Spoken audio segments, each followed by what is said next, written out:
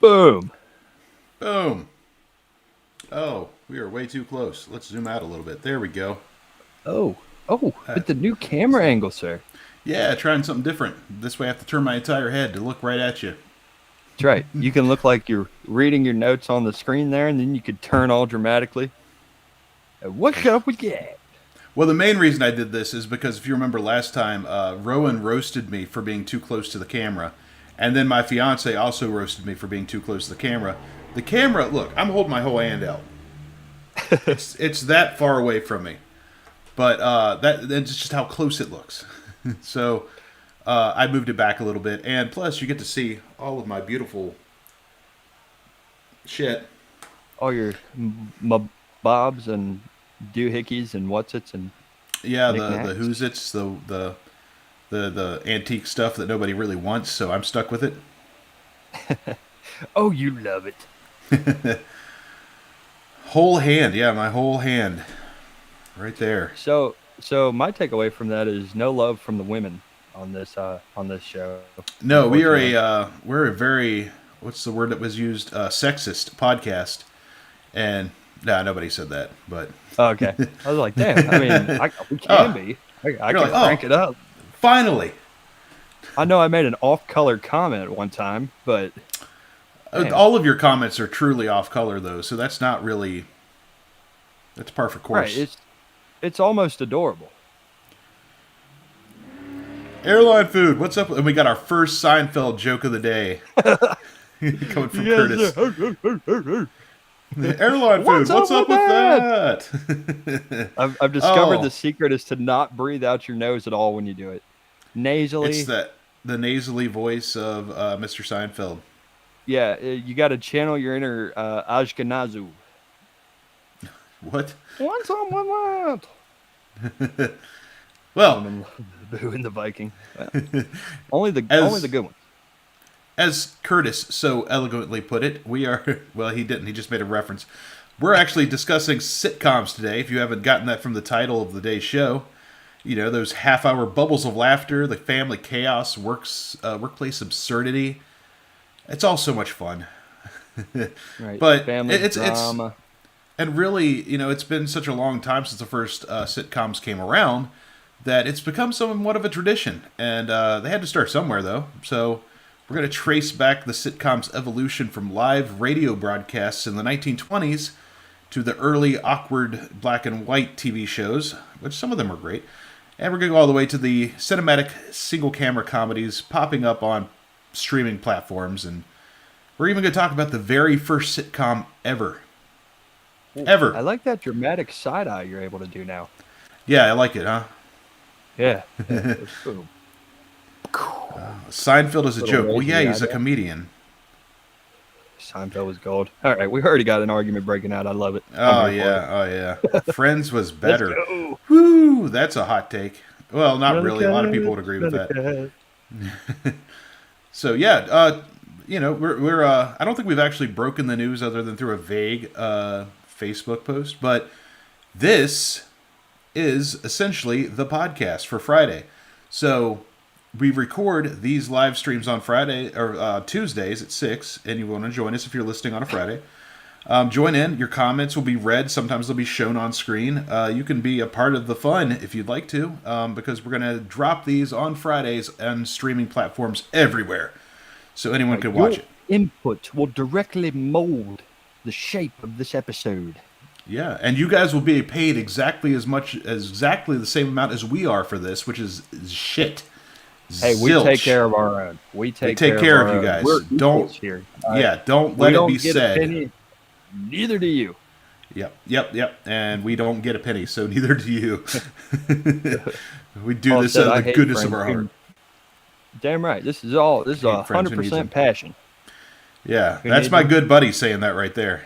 I hate friends who needs them. Pals are more where it's at. Friends suck. Pals though, Pals are forever. if you know, you know. If you know, if you know, you know. If you don't, you shouldn't. Maybe a little So too niche. a little too niche. It's okay. Is it niche or is it niche? I can never tell. It's Chat, it's want to help us out? it's kind of like the word hyperbole. I always want to pronounce it hyperbole, Hyperbole. and I know I'm not pronouncing it right, but that's because I Brothers. just can't. Yeah. Got a lot of brothers. For sure.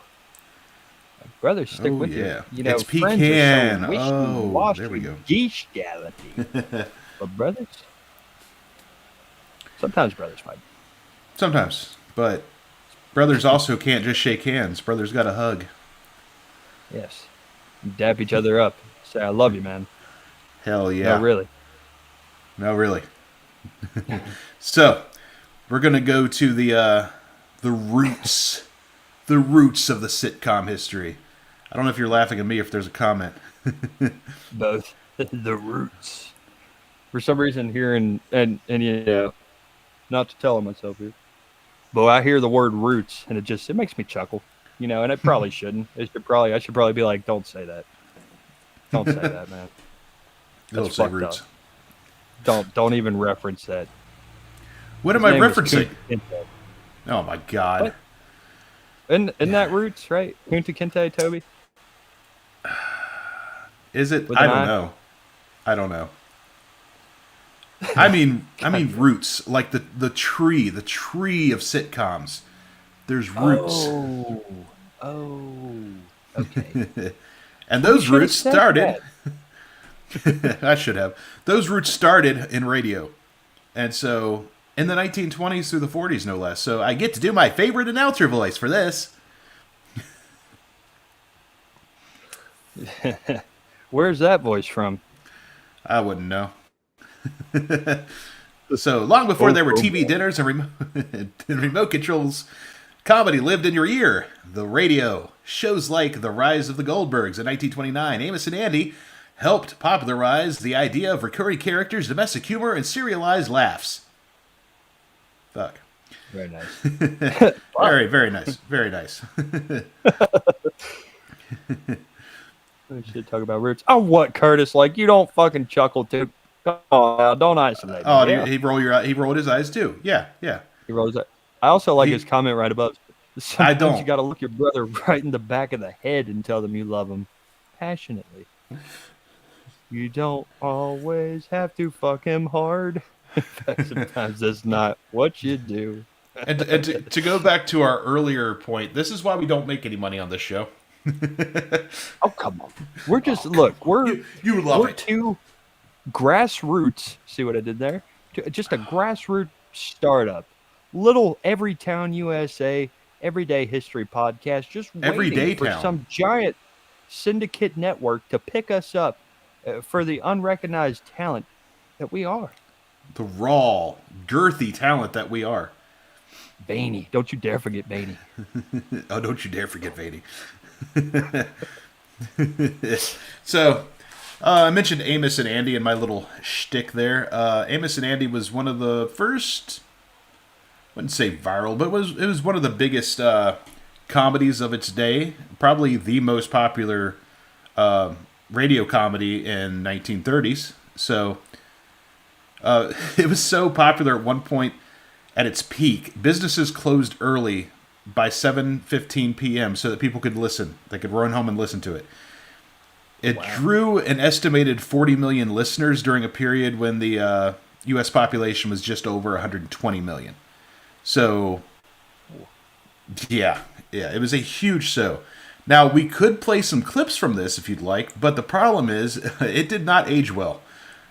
So, Well, yeah, we're not gonna be playing anything from that. There's a lot of racism and some shit that would probably get us kicked off of here for good.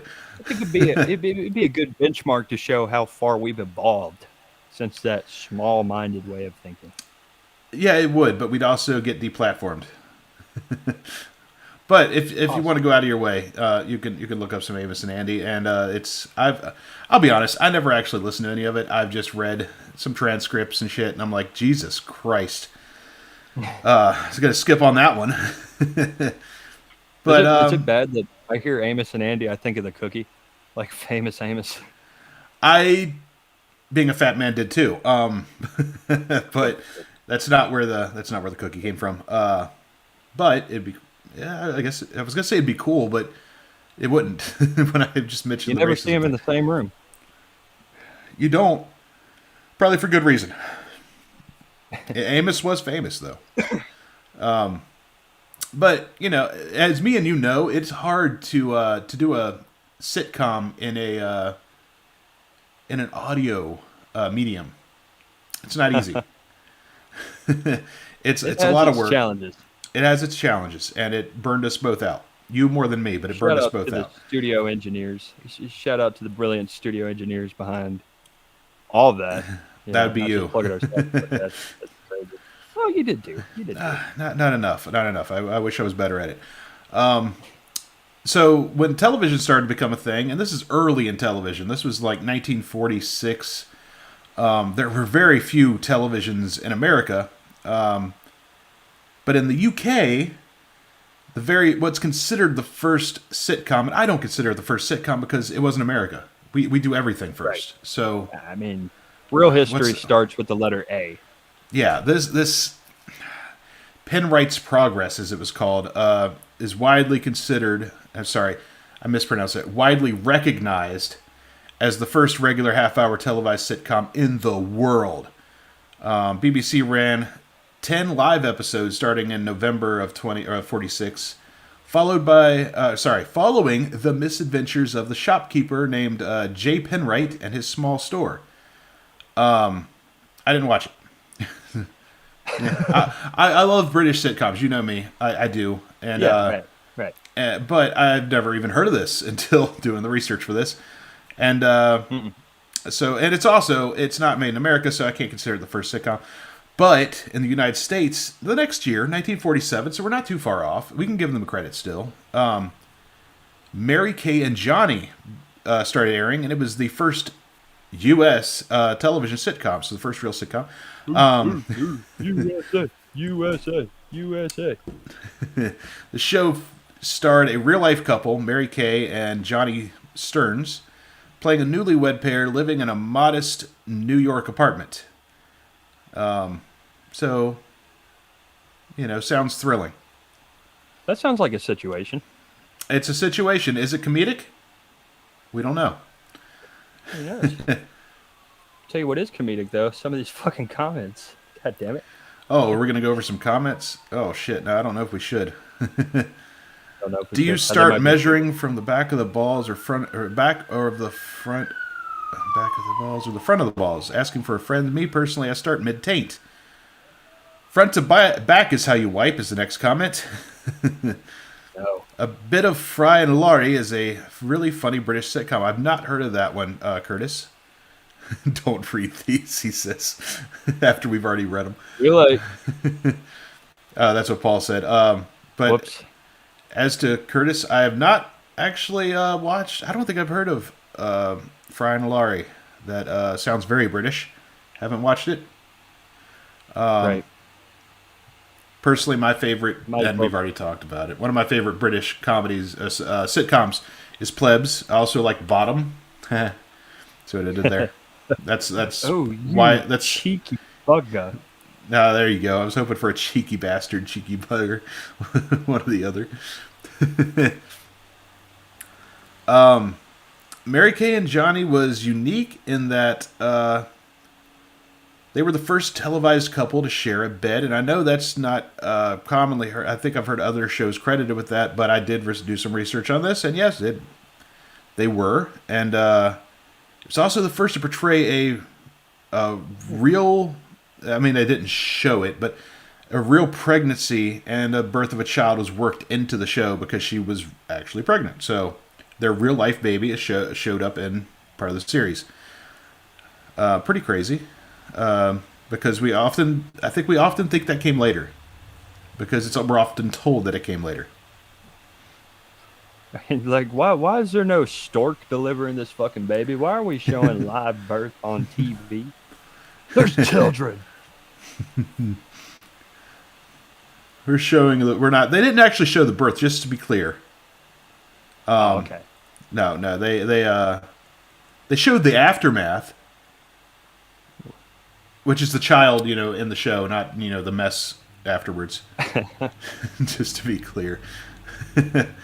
And so they kind of pioneered the sitcom format.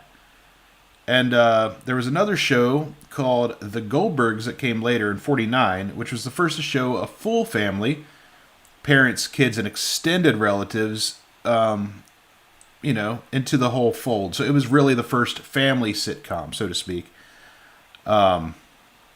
So I'd never heard of that one either. I knew there's a modern one, but I didn't know that there was an old sitcom called The Goldbergs. Mm-mm. No, I tend to stay away from stuff like that. Yeah. Sitcom. Okay. You Before mean you go getting any sitcoms? ideas. Yeah. Yeah. God damn it. Oh, let's. Do we have any questions in the chat yet, guys? Got a lot of people mentioning some really cool sitcoms though. Honeymooners, All in the Family, Family Matters, Full House, Dinosaurs, Happy Days. I Love Lucy is one of the greatest of all time, for sure. Also feel this comment is worth reading from Paul. You know a great British show? ... Yep. None. We in America. Goddamn right. USA, USA, USA. USA. USA. Fresh Prince of Bel-Air? Yeah, it was pretty good, but it wasn't like I've watched probably every episode of it. Not my favorites to rewatch. I haven't watched it again in years. Will Smith comedy just doesn't do it for me. Unless you're talking about his real life comedy. Yeah, none of his shit does it for me. I don't know. I enjoy seeing his modern. I'm an action star. Yeah, that shit is fucking hilarious. Yeah, It's not supposed to Lyrical be. Lemonade.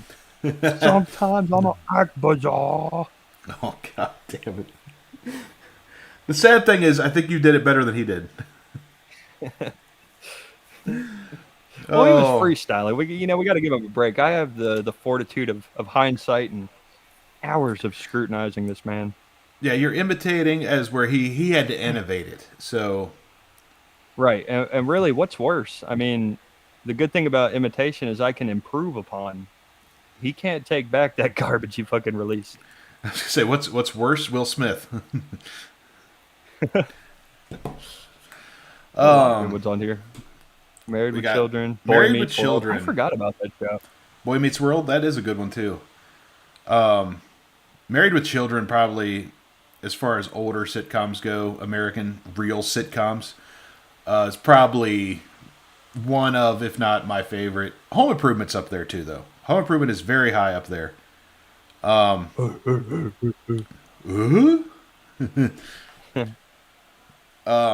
was good too. Oh yeah, Martin, I've never the watched Cosby Martin. Show. Oh, we can't talk about I've the never Cosby watched Show. Martin. Yeah, we can. He raped. It was bad. He went to jail. Fuck him. You're right. Yeah. Fuck him. Boy Meets World. The reason I actually watched that show not too long ago was because one of my favorite pro wrestlers was in it, and he's deceased now. But Vader. We gotta give a shout out to Vader. Oh, Vader. Yeah, Gotcha. Vader. Which, glad I have this right here. Oh yeah. The only wrestling action figure I own. it's time. It's Vader Vader time. Dun, dun, dun, dun, dun, dun, dun, dun, dun, dun, dun, dun, dun, dun. Keep my Will Smith out your mouth, Paul says in the comment, with a slap. Oh, man. It sucks. Motherfucking mouth. It kind of sucks that there's going to be an entire generation that's only going to know him for that. That and the bad rapping. Because there's going to be a whole generation of kids that will not remember Fresh Prince. Can we all just agree that dude has been spiraling since that event? Like, Someone needs to check on him. And I'm not even joking. Like, the wife made a mockery of him with the whole, like, having an affair publicly. I guess they were taking a break, but... No. It was a situationship. Yeah, right. How'd she word it? I got into an entanglement. Was it Bitch, entanglement? Yeah, entanglement. what you talking about? An She got entanglement? entangled on somebody's dick, and it wasn't her husband's. Yeah. Right, and that man was so depressed he had to go and make a song reinforcing the fact that he liked pretty girls. You heard that one? That one's Yeah. trash too. I like pretty girls. I like pretty girls. I'm Yeah. still a man. My wife did not emasculate me. My balls are in the scrotum, not in her face. Sorry. Okay, I'm done. Was The Wonder Years considered a sitcom? You know what? I know it's extremely popular. I've never actually watched The Wonder Years. No. And as the list goes on, I realize there's so many sitcoms I haven't watched. I mean, from what I can read, it's kind of it's considered a coming of age sitcom, is what Google calls it. And I realize that yeah, we're a history podcast and we're using Google, but who is Google going to give you these facts for this entertainment? Shut the fuck up and listen. I don't want to hear it. With this devilish charm and personality, I doubt it. Devilish. Keyword on the devilish. Yeah, see, it don't count if you want a break. Well, does it count as a break if you're still married for tax purposes? Like, I mean, Oh, I mean, that's a good point. Raising Hope, Malcolm in the Middle. Yeah, Malcolm in the Middle is good. I like that one. I haven't watched. Oh, there's Diana.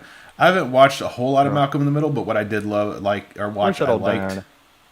Hey, Diana. She commented Earl, and I'm assuming she means My Name Is Earl, which is one of the greatest sitcoms of all time.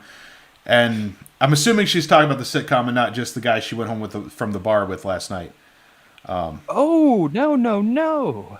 Diana. What? Come What'd you on say? now. What'd you say? I was saying no to what you just said. Oh, what I just said. Yeah. I like pretty girls. I like pretty girls. Yeah, Yeah. okay, Seventh done. Heaven wasn't necessarily a sitcom. It was Oh my more god, of a dude. drama, I guess. What? Jesus Christ. These comments. Yeah. Oh, Diana picked up on the side eye too. Do it. Dramatic. I Can need to add you some dun dun smell dun. what the Dustin is cooking?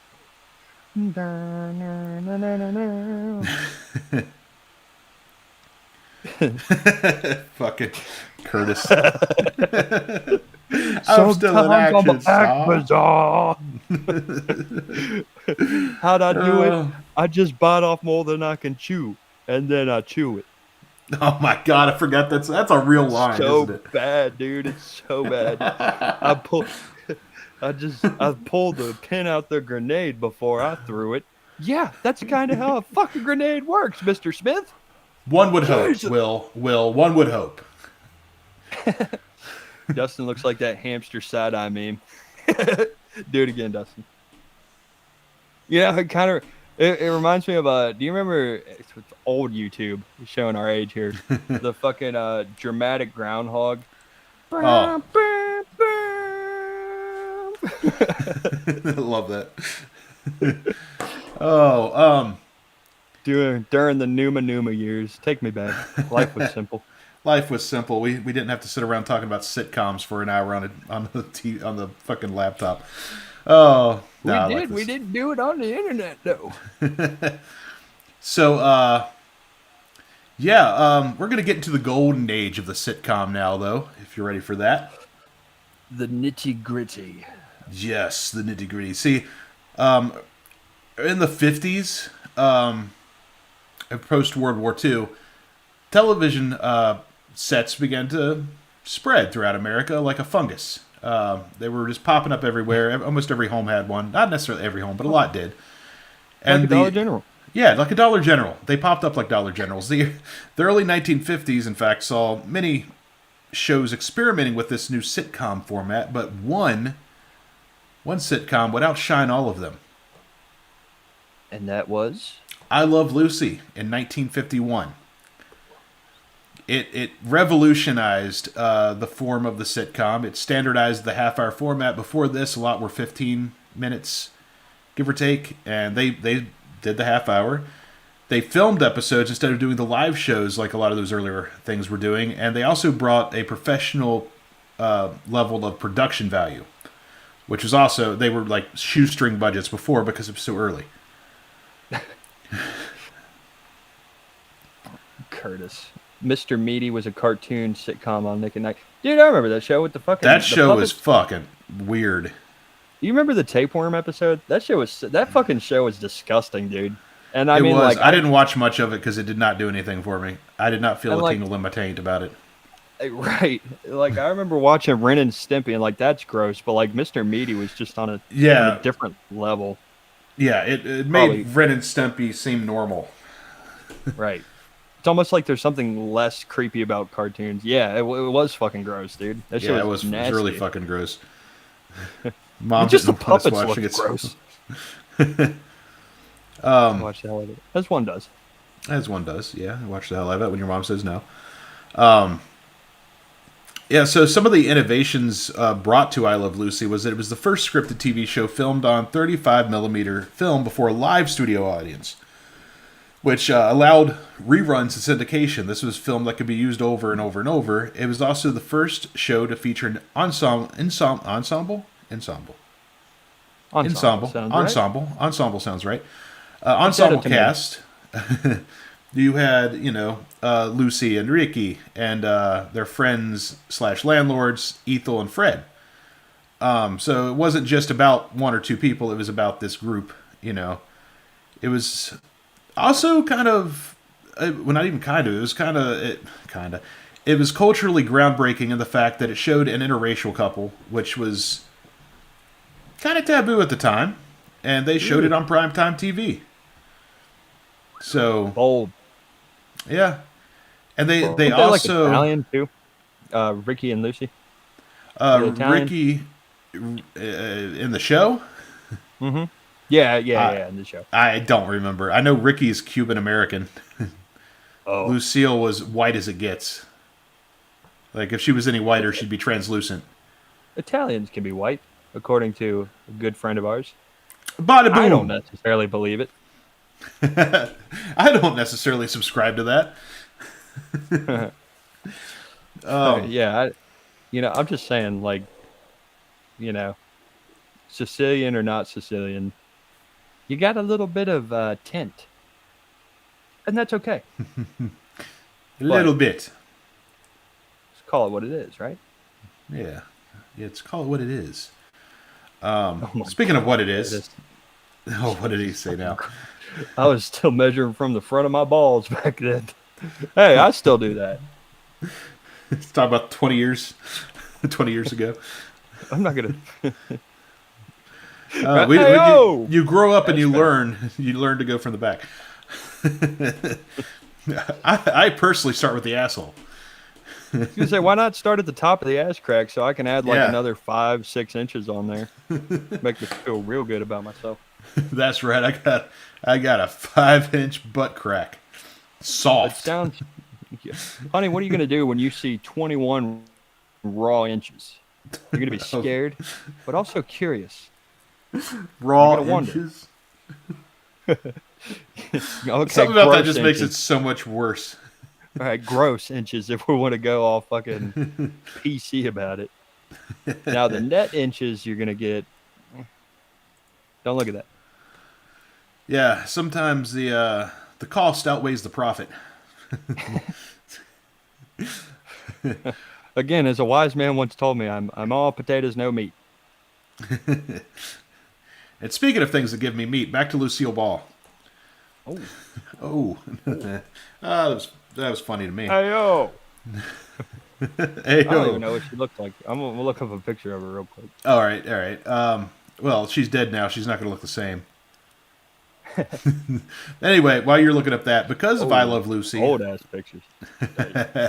because of I Love Lucy, networks realized sitcoms could be profitable rerun machines. So the syndication model started with I Love Lucy because that's where they really made a lot of their money is the rewatchability of these shows. People keep watching them. They want,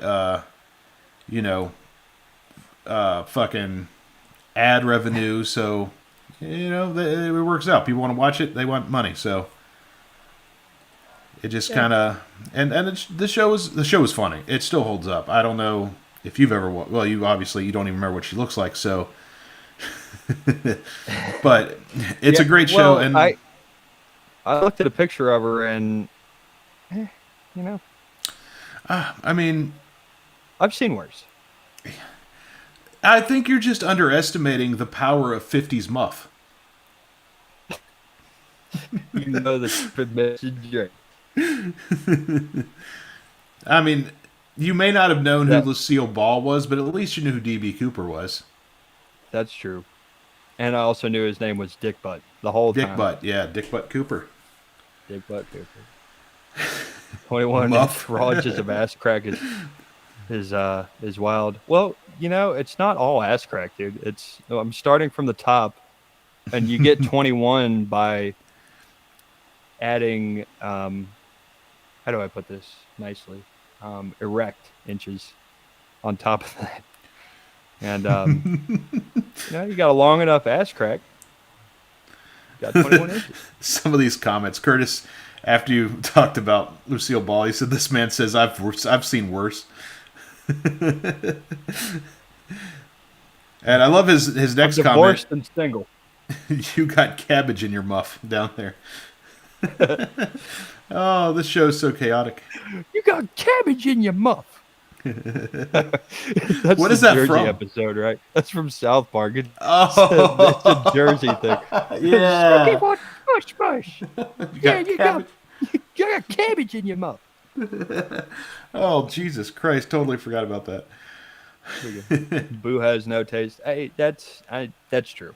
I mean, I have no witty retort there. It's just objectively true. I also have no standards though. So what does that say Oh, about Miss it. Ball? I think it evens out. I think it evened out. She's I don't neutral think to so. you. Yeah, I would, but also I wouldn't.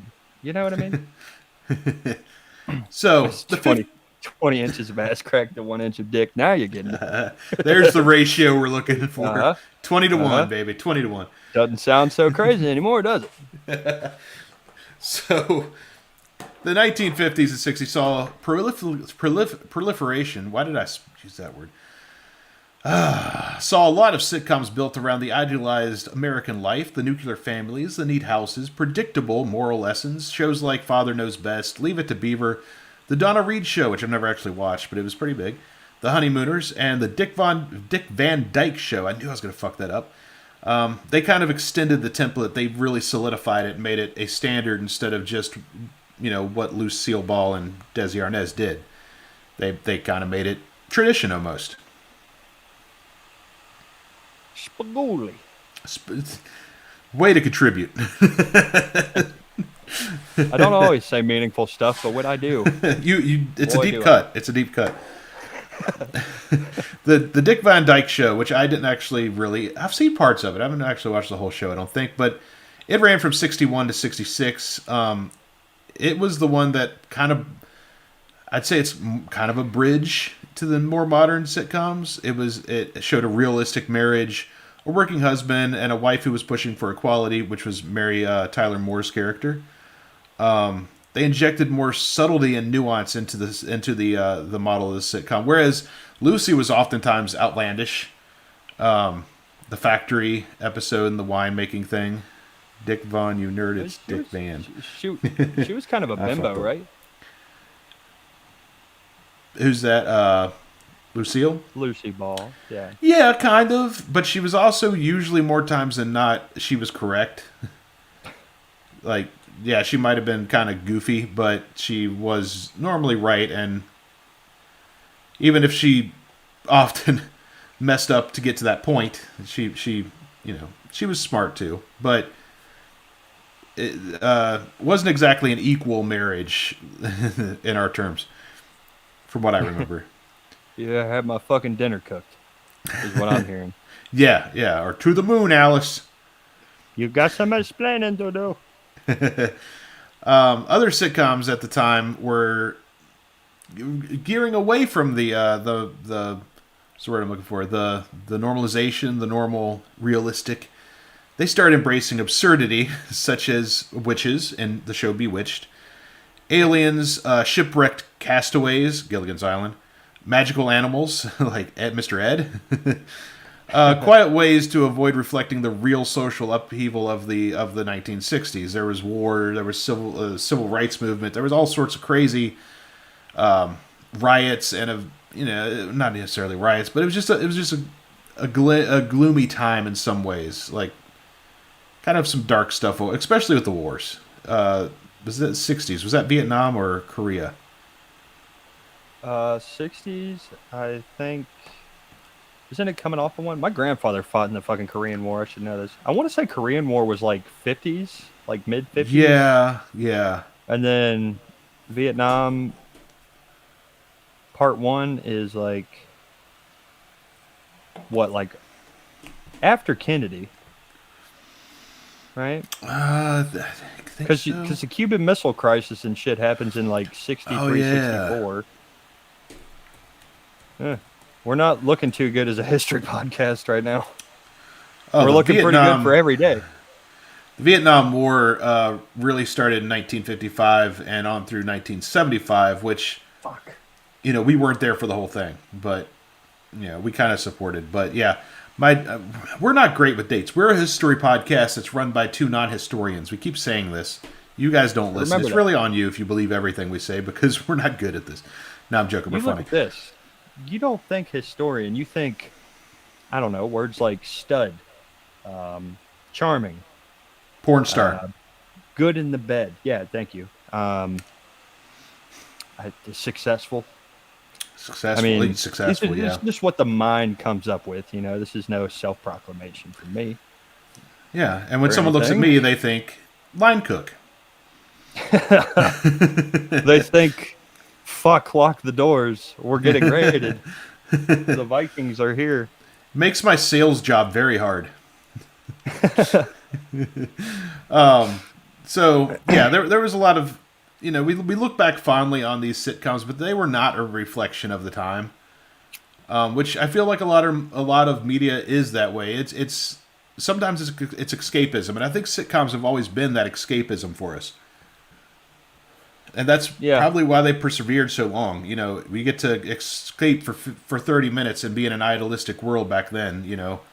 Sure, Gilligan's Right. Island wasn't exactly the most idyllic. That's not exactly where I'd want to be.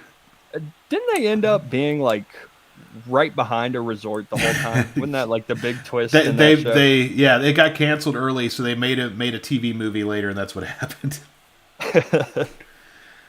God damn it. Although there were some castaways on that show I would have wanted to be stranded with. Looking at you, Mrs. Howell. Hallelujah. No, I don't know. Sorry. Cancel me. Get me off the internet.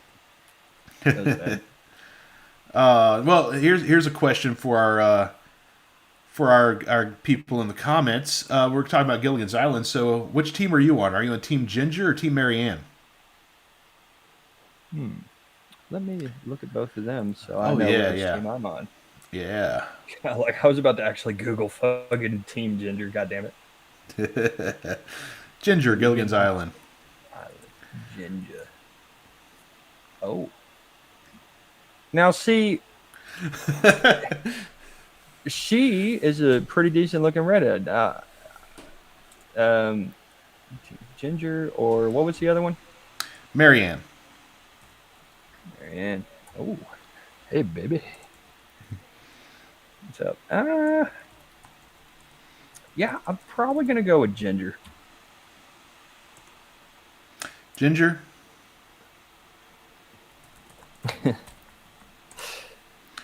Yeah. I'm going. When it came to like realistically, I always thought Marianne was more attractive of the two. She was just more down to earth. You don't get to see the personalities in the pictures though. So That's true. Ginger was the an movie episode or star. two. So it seemed like a lot of maintenance. Whereas Marianne was a farm girl. She's making you biscuits and gravy. You know what I'm saying?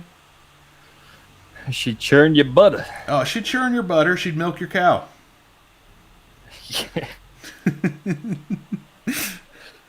This man said a pretty decent redhead. What can I say? Yeah, you warmed up with Lucy from I Love Lucy, so it's like, you I can said only I've seen go up worse. from here. Right, right. Then this angel stumbles into my lap. Oh my You god. wish. Here we go with the plug, baby. Let's go ahead and get it out there. When We're they gonna see take. you guys, they think about this awesome game called DayZ. What is DayZ, you might ask? Well, when you think DayZ on Xbox, they only You think see this I face. butchered it. I butchered it. They only think about the .z server. .z has a top-notch staff that are fair and cool. True, but they like to hide like little babies and fucking shoot you. So Yeah, if if you've you got an know who, Xbox, join us on DayZ on the .z server, and have fun kicking our asses because we're not great at PvP yet. Well, Boo Boo's good at it actually. dude, no, okay. I've gotten lucky. There was a time or two where I've gotten a kill off, and Oh, I haven't nice. had enough fair firefights to fucking really gauge my PvP skills. I'm gonna But go you with ass. but you popped one off, is what you're saying. Oh, I've popped a cap in a couple asses, but um, While we're one was taking because this, go ahead. yeah, Go ahead. yeah, No, no, no. no, Go you're ahead. good. Go ahead. Let's segue. No, the I segue started. was going to be, while we're taking this short commercial break for the .z server, which you can check out on Xbox. All I was Everyday going history is brought to you in part by. to more like the .z server is brought to you partially by us giving them support. No, it's Damn right. not really true. But what was I saying? Oh, as far as PvP, player versus player for you uninitiated, my only For you fucking real plebs. my real only real interaction on that part would be on Red Dead Online on PS4, and I rarely got killed on there. I was pretty good at doing the killing, but I mean it's a different game, and the physics are different. So I've never had a PvP encounter on or on the DayZ game yet. So I don't I know. will say this: Could be ass. honor, and diplomacy in Chernarus get you fucking nowhere, unless you're No, talking to us. unless Then you're we talking might to us, we're listen. fair. But we've also started to become very Yeah. callous. Other people fuck it up, just like always. Yeah, yeah. So let's jump back into this sitcom heavy episode if you're ready. Oh, I'm ready. Oh yeah. So 1970 started rolling around, and this is where we see a new guy come into the picture, a guy named Norman Lear, who spearheaded an evolution in sitcoms. They kind of matured, so to speak. He was the mastermind behind All in the Family, which was a sitcom that used comedy to tackle racism, sexism, war, generational conflict, and other really hard topics that you wouldn't normally see in a sitcom up until that point. But the main character, who a lot of boomers misquote or misunderstand, was Archie Bunker, who was racist, misogynist, just. But he always—I don't know if you've ever watched the show, but he learned a lesson through his stupidity. That was the point. You're supposed to laugh at Archie's ignorance. He like got proven wrong about his Yeah, or his small-minded. misconceptions would be corrected. He was the networks initially freaked out about the pilot episode because they're like he's such a racist person they'll never accept him and all this stuff. And but Lear's like, look, you're misunderstanding. He's not mean. He's a real person. That's what this is. He's a real person. That's what he's meant to project. So yeah, this was one of the first sitcoms to kind of hold up a mirror to society, and sometimes it wasn't a picture we wanted to see. Boo. I don't like having my ideas challenged. Don't like being reminded what a piece of shit I am. I don't like it being acknowledged that I'm a piece of shit. If I say it, it's fine. If you say it, it hurts. See, this show also was groundbreaking in another way that it sprang a universe of spin-offs. And you've probably heard of some of the spin-off shows, the related series that came out of it. Maud was one of them, which I always think of the Family Guy joke where the Maud. extended the extended theme song that Peter just keeps on waiting for them to say, and then there's Maud. Come on. Oh yeah. All right, thank you. There we Oh, what go. the hell? Oh, what the hell? Yeah. The Jeffersons also came out of this. Well, we're moving on up, Oh my god. and and I Good always think Times of as fucking well. Tropic Thunder, dude. Oh God, For 400 years, that word has kept us down. that's from the Jeffersons. Just because it's from the movie don't mean it ain't true. But this was kind of the first precursor to the modern TV universe thing. You know, a lot of TV shows didn't do that, and no TV show really did that up until I believe All in the Family. That's pretty cool. And we're about to jump into some of the more controversial shows here soon. After this next, we're going to go through the 80s and 90s first. Then we're going to jump into some stuff I know some people have some opinions about. Grind your gears. But first, do we have any questions in the chat? Don't see Did we no. miss any comments? Don't see I know we anything missed. updated. Yeah, go back and look and see if you see There's a anything. couple that we didn't read. Let's see. I know Diana had said something about, was it Golden Girls? Oh, Golden Girls. We're getting to Golden Girls. Yeah, I think she likes Golden Girls. I'm No, going to no. be honest with you. I know I don't look it, Love. but I am a fan of the Golden Girls. I like the Golden It Girls. was That's it was a actually funny one show. sitcom I have watched quite a few times. Yeah. It's pretty funny. I always I like the deep voice lady. What's her name? Oh, the deep late. I don't remember which one would be the deep voice lady. The daughter of fucking what's the mom's name? Sophia, right? Sophia is the mom. See, it's been a while since I've watched it. Sophia is the mom. Oh, damn it. I can't remember all of their names now. Thank you for being a friend. There's Sophia. Dorothy. Dorothy. God, Dorothy so was Dorothy Betty White? in Dorothy, the woman we're Or was talking that B. about? Arthur? Dorothy was B. Arthur, wasn't it? Oh, damn it. I don't remember. Let's see. Blanche there's one and named Rose. Blanche and Rose. Yeah, I knew Blanche is the one that's not Betty White, right? That's how we narrow it down. Rose was Betty White. Betty White was Rose. Rose. Okay, I thought That's so. I right. thought so. Between those two names, I of course didn't know. Dorothy Dorothy Dorothy was B. Arthur. Blanche was Rue.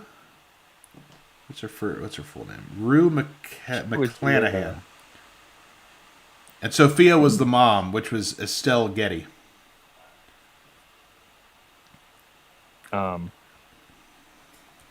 Yeah, I like Golden Girls. I like Golden Girls. I feel, and like you were saying earlier, I feel like I've seen some episodes that touch on some really heavy societal things. Like, of course, I haven't seen the actual episode, but there's, like a couple minute clip on, like I've seen it on Facebook and YouTube and blah blah blah blah blah. Of I guess it'd be Blanche is dating or like getting to know this black dude, and she's got like the Confederate flag, and he's like, that's pretty fucked up. And she's like, no, that's my history, that's my heritage. He's like, yeah, but think about what it means to me. I think society needs reminders like that. Yeah. I think sometimes these shows act as a really good. You had a good term, a mirror, and when you look into it, I think it's good to do some self-evaluation and think like, am I this ridiculous as they're portraying on a fucking sitcom? If so, I need to change something. Am I the butt of the joke here? Yeah. And unfortunately, a lot of people don't have the self-awareness to actually realize that. Taking blame and responsibility sucks more often than it is rewarding. I mean, no illusions there, but I think there's also something to be said about, the growth that comes with that. Absolutely. I don't think I need to delve any deeper into that because, quite frankly, I can't think of anything else to say. Quite frankly. And Curtis here brought up a good fact, interesting fact here. B. Arthur, who was one of the sisters, was actually older than the lady who played Sophia, who was the mom. That's So pretty yeah, funny because that lady did look old as shit. I yeah, she mean, did, but she I know wasn't they're that old. all right. And Uh, also, has Betty White just always had white hair? Is that why her name is Betty White, maybe, maybe formerly known as Betty White? Rest in peace, ish. ish. What? Oh, so through the '80s and '90s, or up until the '90s, we'll say the workplace sitcom became a thing. Of course, I've already touched on it. We had the Golden Girls. It wasn't really a workplace sitcom, but it was the ensemble cast. They were part of the ensemble cast boom, I guess you could say. Shows like Cheers combined both. They were Norm, no. I it made was it. it was I've never actually watched Cheers, not one episode. But it was a sitcom that took place at a bar instead of a home, and the family was the people at the bar. And apparently, it sucked for the very first episode or very first week. The ratings were abysmal, and the NBC itself kept the show alive because one of the higher ups said that this show is too good to cancel. And he made a bet on it, and sure enough, I guess that paid off because that show is still looked at as one of the greatest, sitcoms of all time. Yeah, I'll tell you what. I'm learning. With the exception of a few that we've covered, I know more about these shows through pop culture references than, by which I mean Family Guy cutaways. Yeah, there's a lot of Seth MacFarlane loves his sitcoms apparently. But anyway, wait a minute. Okay, okay. Hang on. We got a few things to address here. Oh, oh, First off, oh, oh. Let's see. the question is King of the Hill a sitcom? Your thoughts? It's an anime. Okay, I accept. It's an anime. There you have it. Um, no, Betty was a beautiful woman, both young and old. She had blonde hair. Yeah, so does Donald Trump. Betty White was a stunner, boy. Yeah. You got the Betty White knee pads to go with that, Curtis? Hmm? Oh, jeez. I have no real stake in this. I don't give a shit about Betty White. I mean, rest in peace. I do mean that part. I've made horrible, distasteful jokes about her shortly after she passed, and people did not seem to enjoy them. Too soon, Oh, I've heard. Leave her alone, some said. she's not even cold yet, said others. Her cooking ware is not even that good. Just real quick before we miss this, Paul brought up the Flintstones, which yes was a sitcom. I was gonna cover animated sitcoms as well in this, but I feel like they deserve their own episode, so we will do a cartoons, not Saturday morning cartoons. We're gonna do a whole cartoons history episode one day, because I feel like we wouldn't be able to do the justice that it deserves. Truthfully, Yeah, I like cartoons. yeah, I feel like we for those uninitiated again, we did record a Saturday morning cartoon episode, and the audio was so bad that we couldn't use it. So It was also not on a Saturday, which kind of a missed opportunity, I guess. yeah, yeah, it was. But we'll do it right. We'll do it right soon. We'll do it live. We'll do it live. We're real quick. We're going to talk about some of the biggest, some of the biggest sitcoms in the '90s. And when you think '90s, you think of Friends, you think of Seinfeld. I think of Home Improvement. So I threw Home Improvement in here too because I love the show. And I've recently been making my fiance watch Home Improvement, and she likes it. She finds it funny, but she also pretends like she doesn't like it because Tim gets on her nerves. She just knows you like it. That's usually the big thing. Yes. Um, the thing with Home Improvement, we'll go over real quick before moving on. Mm-hmm. Thing with Home Improvement was Tim Allen's stand-up roots is what really made the show. The observational comedy, the man versus home repair versus family life, suburban life. It was relatable. He was the the working man's comedian, I guess. Kind of like Jeff Foxworthy for all the rednecks, but he was kind of like the car guy, you know. The show's Right. the show balanced its slapstick, power tool gone wrong humor with relatable family dynamics like parenting, teenage kids, the marital arguments, and things like that. And they did it in a way that it was still entertaining, but it was also kind of heavy at the same time sometimes. So I think that's what kind of made it resonate more. Is it had a realism to it, but they also made sure to kind of keep it lighthearted, so you knew it wasn't solely all comedy and or solely all one way or another, heavy or comedy. I did recently watch an episode of it where one of the kids thought he may have cancer, and it was a pretty heavy episode, Ooh. but still, they balanced it out with some funny stuff. So it in the mid '90s, it was one of the most watched sitcoms in American history. It launched Tim Allen's acting career, so that's kind of a down point for it. No, I like the Santa Claus. And it kind of, I don't know, it just had it's its own thing. And I don't think I've ever seen another TV show that kept one of its main actors, side characters, but he was a main guy, kept his face hidden for so long that you never saw the ongoing joke was his face not being seen. Here's a joke. I'm gonna walk away off camera for a second and go take a piss. That's hilarious. Isn't that great? Be right back. I'm going to read some of these comments while we're doing that. Last Man Standing. I've never seen that. But Paul says TGIF, which was Thank God It's Fridays, right? Had the best sitcoms for a little while. The lineup was insane. It was absolutely crazy. It was like a who's who of sitcoms.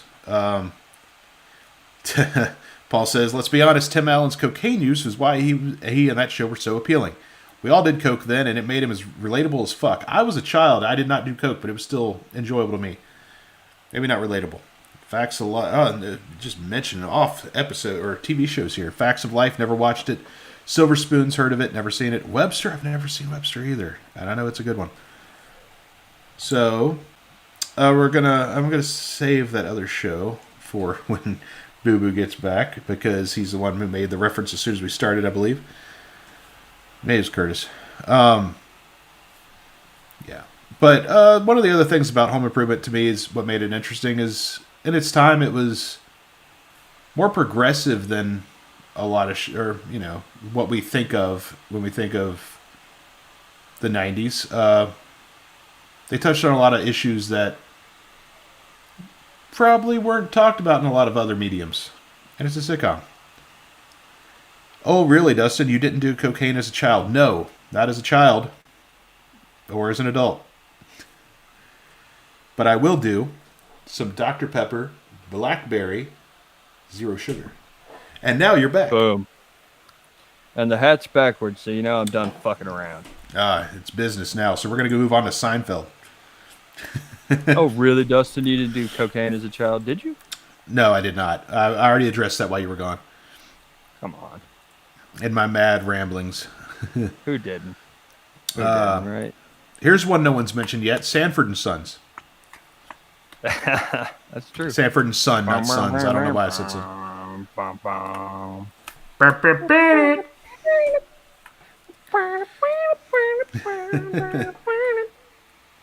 So Seinfeld is considered one of the greatest sitcoms of all time, and a lot of people, I'd say most people, would debate that.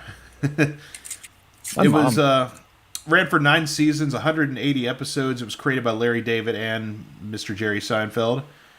What's up with that?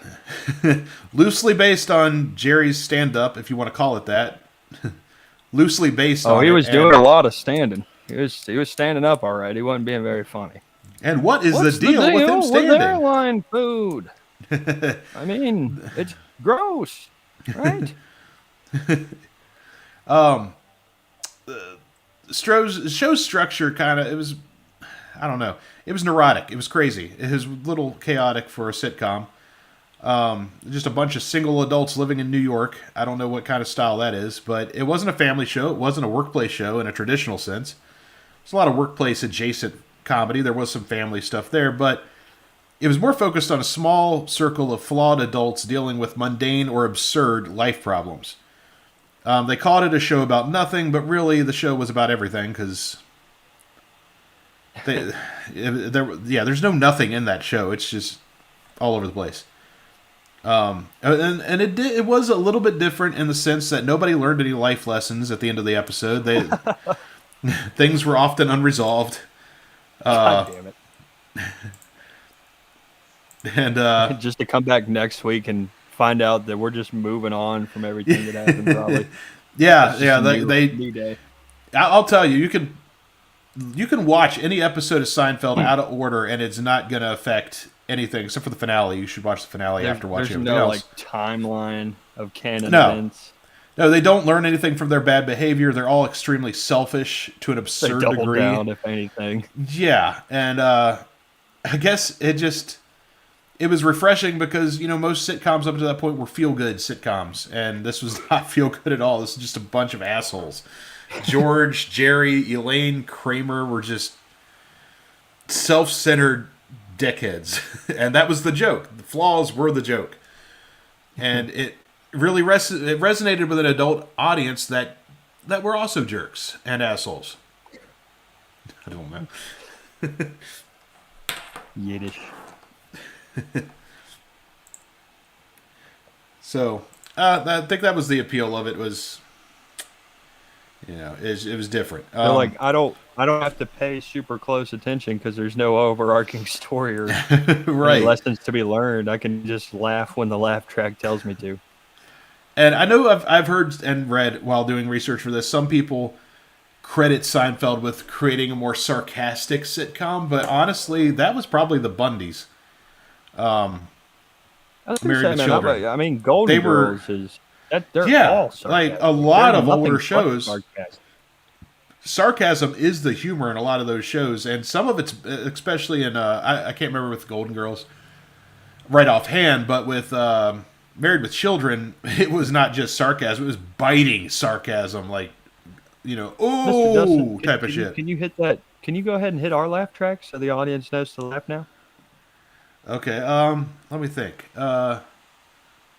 So what is the deal with laugh tracks?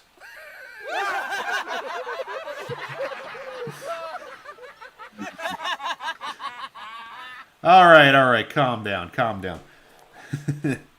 I just flew in from Memphis. And boy, are my arms tired. But they're severely understaffed at the airport. What's up with that? Tough crowd. Here's one for you, Coach. The voice of Patrick Starr was in that show. Which Coach? One? Yes, he was. He was in the show Coach. Oh, Coach is the show. Coach is the show. It's a funny show too. I recommend checking that one out if you haven't. Hold on. Since I did mention it, I guess I'm going to go ahead and say, what is the deal with the laugh track? Is mayonnaise an instrument? So the laugh track was actually invented. Oh man, I just lost it. It's an older. I'm just going to make it up. Yeah, freestyle. No, the laugh track was actually invented by somebody we touched on. We touched him all over at one point. I can't remember. Cannot remember which episode we talked about him, but there was a man named Charles Douglas, and he invented the laugh track. Now I know that sounds like why, right? Yeah. Why would a laugh track need to be invented? There's an audience that can laugh at it. Well, before TV, audiences often experience comedy in the presence of other audience members.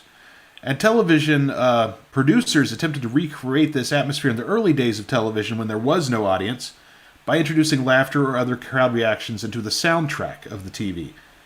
Because live audiences could not be relied on to laugh at the correct moment. Some people find different parts funny, and they maybe didn't realize that the joke wasn't as funny as it should have been. So they right. Douglas, he started to add additional laughter to the track or to the soundtracks. He could also mute the laughter a little bit if the laugh went too long. And he called this technique sweetening, in which it's a technique Sweetening. in which pre-recorded laughter is used to augment the response of the real studio audience if they didn't react as desired.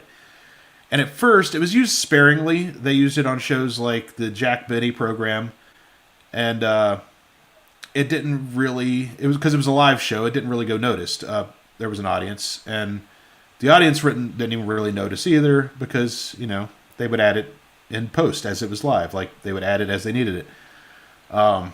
Hitting some switches or some levers and all that, or not levers, but sliders or whatever.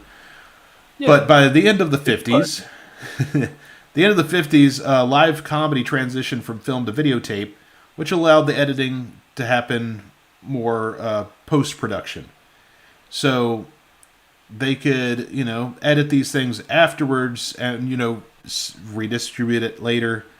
Kind of, I guess the way of putting it is like, how a live sitcom is not, or a live studio audience sitcom is not live. It's recorded live and then edited later. That's what this essentially was.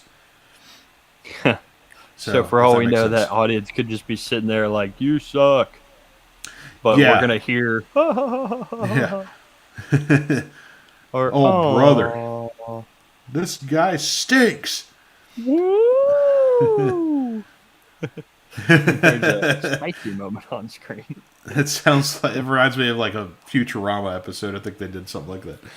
Um, so,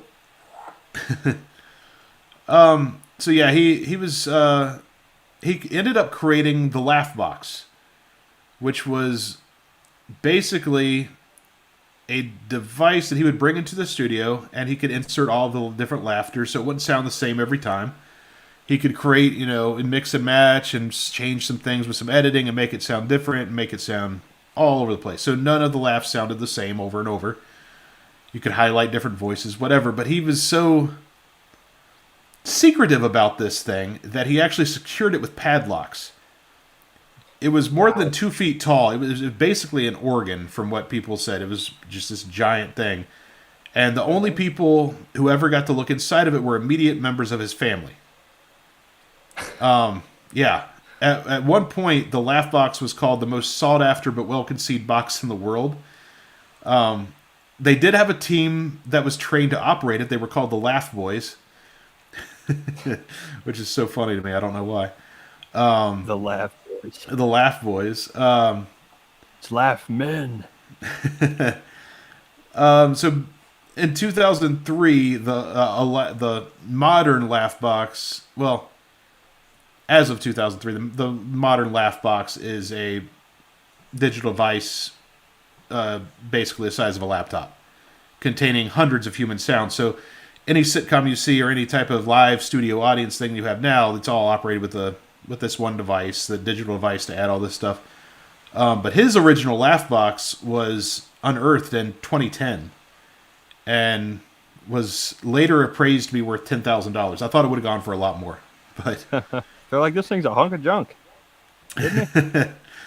but yeah, yeah, it was pretty. I didn't realize that the Laugh Box was such a secretive thing. I always just assumed like what we did with the Magnolia show, you just added in a laugh track. Yeah, yeah.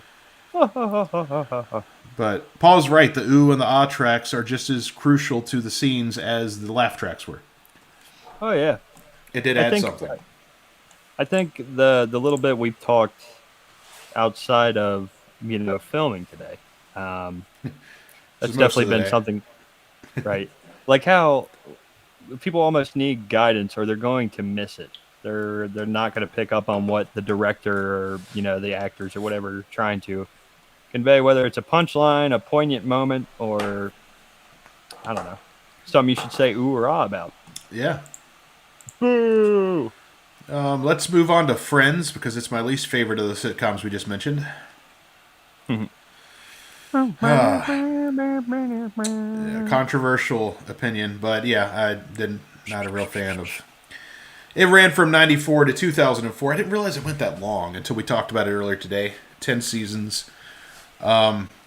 It's basically a rip off of Living Single. It I hate to say it, was a very influential as far as pop culture, society. Catchphrases like "How you doing?" Joey, how you doing? I constantly hear the joke about "We were on a break," but I think one of the biggest pop culture influences that show had was the Rachel haircut. That was apparently as big as like the Farrah Fawcett haircut back in the '80s, and that's about as far as I want to say their influence ends because I don't care The like looking Rachel into it. haircut? Yeah, just look up the Rachel, you'll see it. Wow. I actually didn't even have to type it all the way out. Yeah, Oh, it's okay. that Jennifer popular. Aniston. Jennifer Hey, baby. Aniston. Yeah, I couldn't remember who played. How you Now doing? that's a woman. Now that's a woman. Jesus. That's a woman.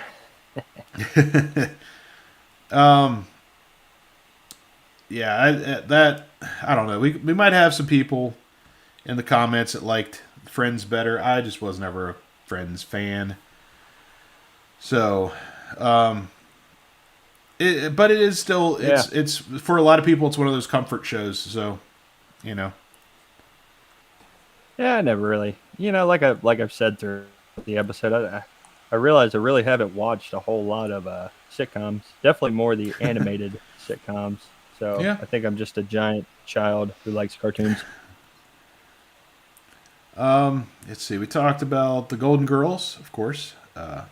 Probably, I'd say the hottest cast of any sitcom, for sure.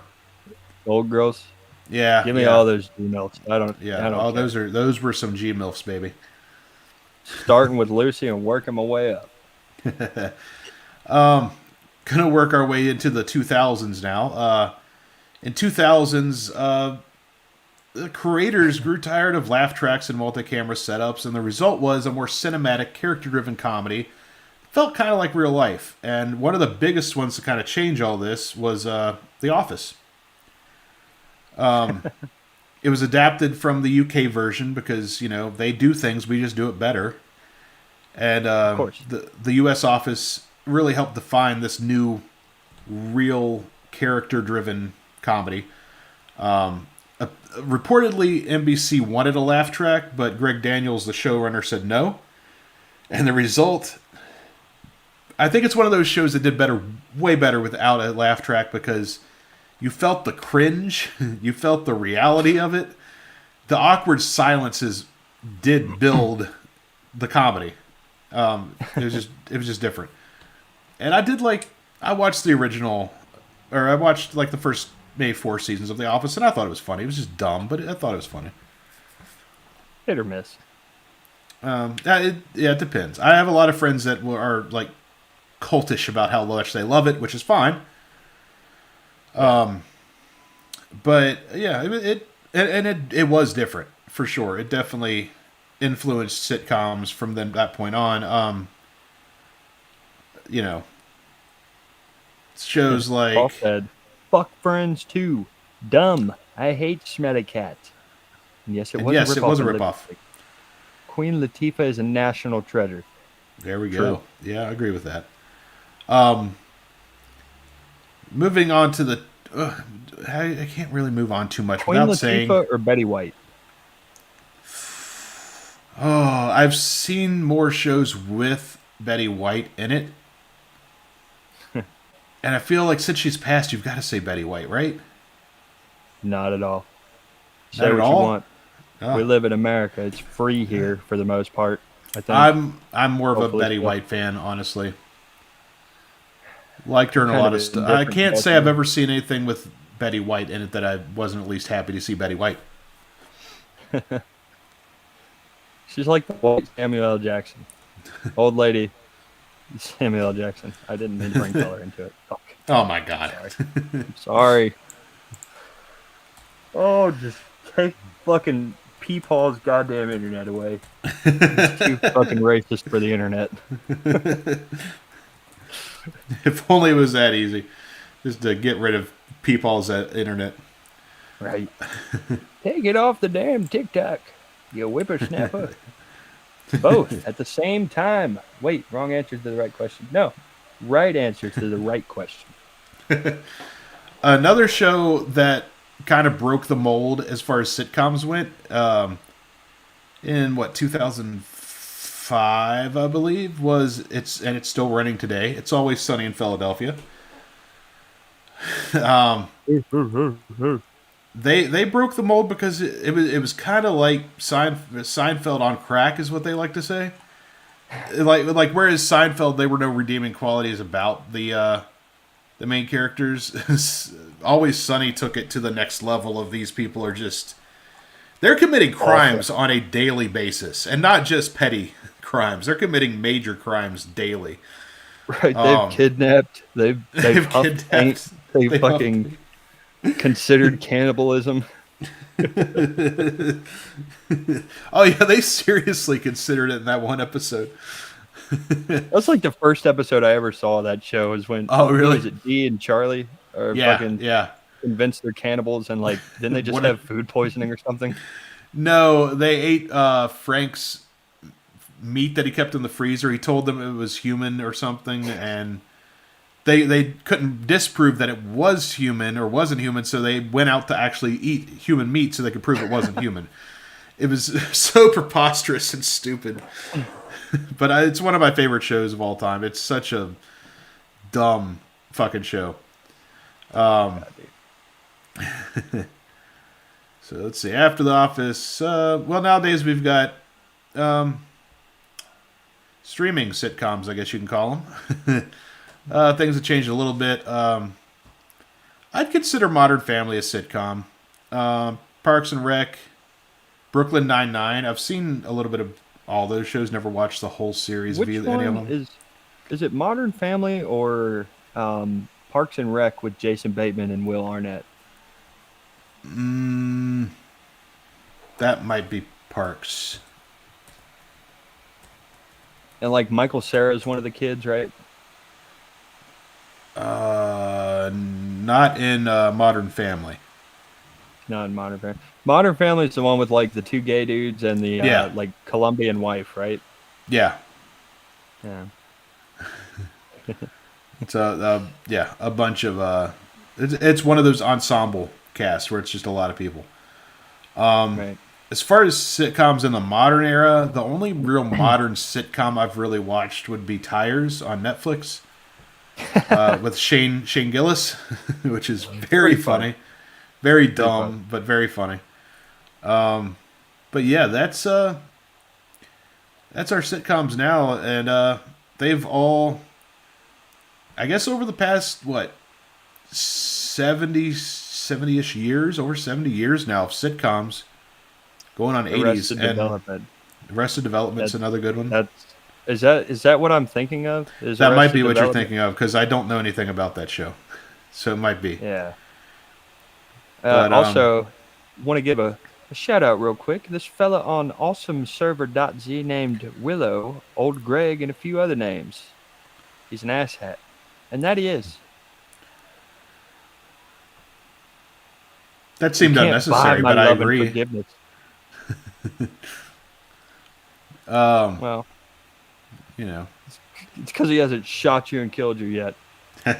You'll that's feel true. that way. Don't worry. Okay, Everybody so gets one. here we go. We're going to break down why sitcoms endure, the themes that make them last. I think it came down to these kind of things, is what I've kind of surmised. The familiarity and comfort. Sitcoms kind of give you a home base when it comes to a TV show. There's a recurring cast, a recurring setting, something familiar in shifting times through all out these through all the years. That's why we keep coming back to see our favorite TV family.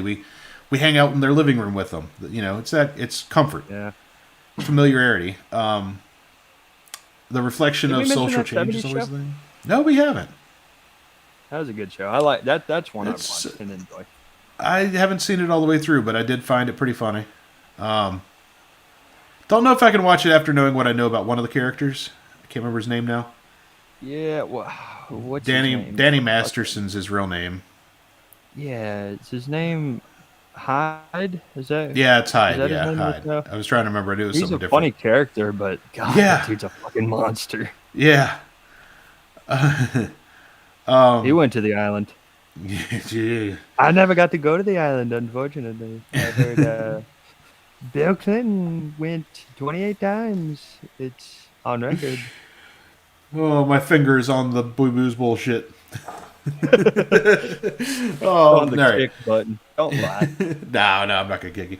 Um, so yeah, so familiarity, reflections of social change. As society changes, so does the sitcom.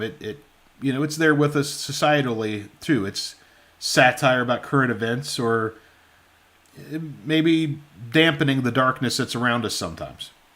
You know, Making light. So yeah, it's that old adage of yeah, like, I gotta laugh so I don't cry type of deal. yeah. I feel like that might be a key to the sitcom's longevity. Is that kind of thing, helping us laugh during dark times sometimes. It's not always like that, but it's there. Right. There's moments Another, of triumph.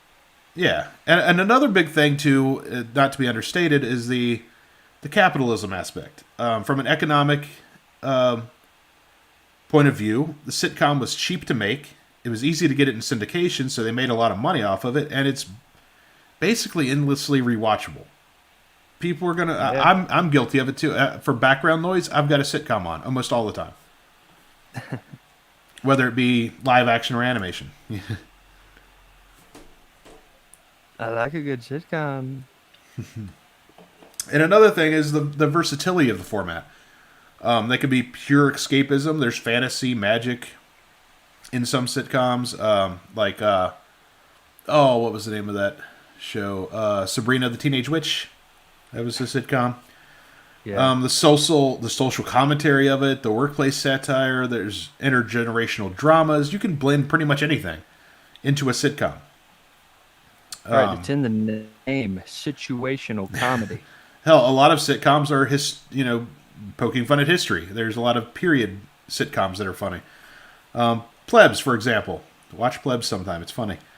There's Pretty also one about Vikings. I haven't got to watch that. I think it's called Norseman. It's a pretty sure it's a sitcom of comedy about Vikings. That sounds kind of fun. I'm hoping it's actually funny. I haven't got to watch it yet. I've seen some others that take place in like the Middle Ages and stuff like that. It always seems kind of fun. So yeah, we're gonna do a little quick top five here. Five. Yeah, so we're gonna start with number one. Get your number one voice ready. Oh wait, Paul said the Gemstones and Eastbound and Down. Both good mentions. Yeah, I'd consider those modern sitcoms. Yeah. There's Yeah. situational and there's comedy, and in the Gemstones, for example, it's a family-based comedy and workplace. Flintstones. Gotta shout out the Flintstones. Gotta shout out the Flintstones. Hey, Bonnie. Number one. Number one. No recordings survive of many of the first sitcoms. For example, Mary Kay and Johnny episodes are lost. TV preservation wasn't a priority then, so what we know comes from scripts, reviews, and recollections. That's kind of sad, really. Shame, yeah. It's like the Library of Alexandria burning down. Yeah, we've lost so much great things because we didn't record it. Number two, Number two. Gertrude Berg was likely the first ever showrunner. She wrote, produced, and directed, in a sense of how they directed then, it was very early on, and she also starred in The Goldbergs, the original show from the 20s.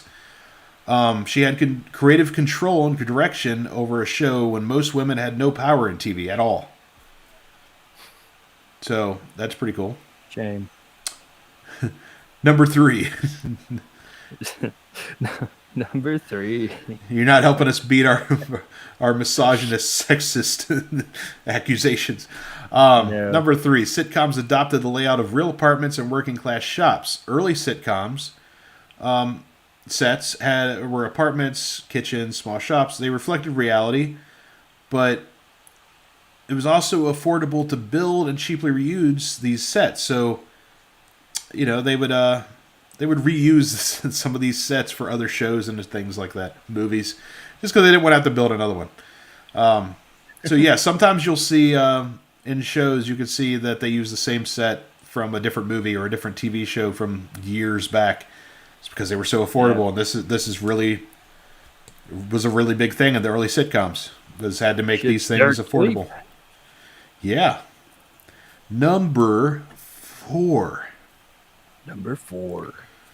Sitcom helped normalize social taboos gradually. Things like cohabitating, shared beds, pregnancies, mixed ethnic marriages were all presented as everyday life long before it was accepted to see these things on TV.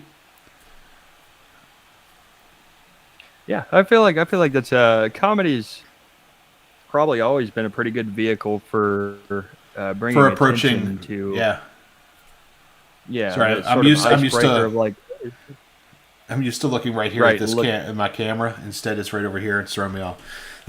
yeah I If you're feel not like watching and you're listening, you're missing out. Anyway, or you're missing out on beautiful dynamic camera angles here. By which I mean I'm front facing and Dustin is askew. But you won't know that unless you tune in. number 5. Number 5. The sitcom model became a syndication goldmine. Thanks to I Love Lucy, networks realized reruns could generate ongoing revenue, and that changed television economics forever, paving the way for the classic rerun culture that we still enjoy today. God damn it. There's so many So, comments. oh, is there comments? Let's listen to some. Let's see what we got here. We got a bunch of people commenting.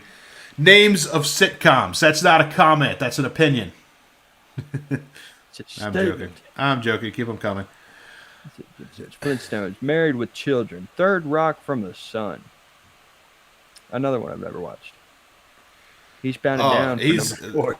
everyone is listing their top 5 sitcoms. If I had to name mine, I couldn't. Oh, okay.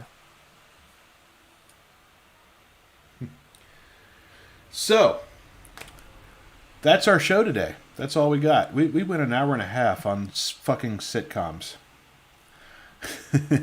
How do we do it? How do we do it? Don't know. But we pull it off. Determination, grit. Grit. Nothing Yeah. better to do. You said top 5, Dick. I did say top 5. Yeah, nothing better to do. That's true. Top 5 dicks. Top 5, Dick. Number 1, me. I don't Number think 2, I could list off. you. I don't Number think I could 3, list off Dustin. my favorite dicks. Number 4, Curtis. Number 5. I can't be on that list. You've never had my dick. We don't gotta hide it no more, buddy. Jesus Christ. I'm tired of being in the closet. It's dark in here. I'm scared. All right, guys. Mostly scared of rejection. From live action black and white sketches and BBC, or from good God, I fucked that all up. You know what? Fuck it. I'm not Cue even the going to read laugh it. track. No, not even going to read it. I fucked up my ending dialogue. Not going to do it. No. No, you reread it. You do it. Do you guys think I should do it? If you think I should go ahead and do it, I want you to cheer. If you don't want me to do it, clap. All right. Not going to do it. I'm hearing a mixed reaction. There's clearly people cheering. Yeah, the studio's pretty loud. There were some hoots in there, too. Yeah. No, we've just from a live-action black and white sketch at the BBC in 1946 to a cringe-soaked office mockumentary on Netflix, which is The Office.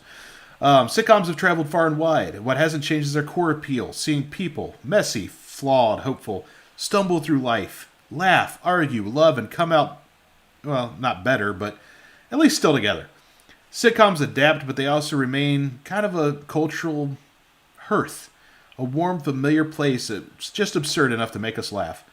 So the next time you hear canned laughter or watch a group of misfits roam around a bar or an office, remember, it all began with one shopkeeper named Penwright and a married couple who dared to share a bedroom on live television. And, that's it.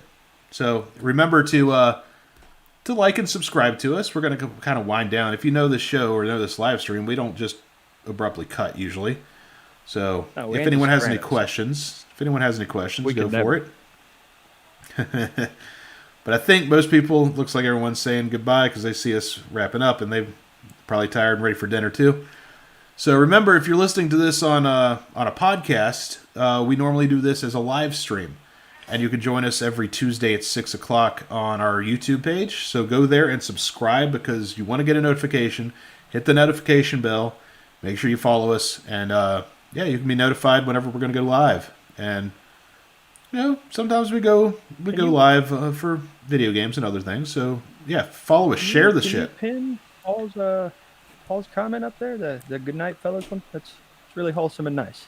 Yeah, we'll put that up there for I just, everybody I just tonight. want the folks who are watching not being fucking lame and just listening. I don't care if you're driving. I don't give a shit. Turn us on. Watch us. Fuck the road. Oh, they turned me on. See, this is the type of decent community we got here. Nothing but encouragement and love. Okay, we got a little ball busting. We got a little laughs. We yuck it up. Cue the laugh track, please. Am I still gonna? Hold on. Let me. Yeah. Sorry, I was It's reading okay. a comment. Reading a comment. My bad. My bad. Classic all right, Dustin. Oh, this guy. Paul's last question here. We're gonna read this last question because it's the only one I see. Dustin, are you still gonna do the cooking videos? Yes, actually, before I joined the studio with you, I was editing the last touches on a cooking video, which is probably coming out tonight, Tuesday. So, should have it today or tomorrow. So, good night, everybody. Thanks for joining us. Have a great week. Happy Thanksgiving. Love you. Happy Oh, Thanksgiving. yeah, happy Thanksgiving. Happy Thanksgiving. Love you.